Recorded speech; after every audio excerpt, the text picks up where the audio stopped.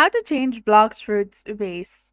Hey there, welcome back to our channel. So today in this video, we are going to discuss about changing the Blox Fruits race. So now let's get started. So in Blox Fruits, you can change your ways in these ways. So first is the race reroll option, which is the mysterious scientist NPC. Its location is in the second C at the cafe. So you can talk to the mysterious scientist to re-roll your race. It costs 90 Robux or a race re-roll item, which is obtained from events, codes, etc.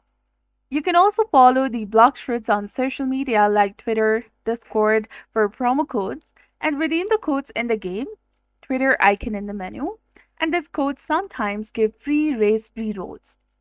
So talking about Race Awakening, that is V2, V3, and V4, this upgrades your current race instead of changing it. In V2, you can complete the Alchemist Flower quest in the second sea. For V3, you can complete the Arrow quest specific to your race, and for V4, it requires the Temple of the Time in the third sea. So it is important to know that when you re-roll your race, you get a random race, so you cannot choose which race you receive.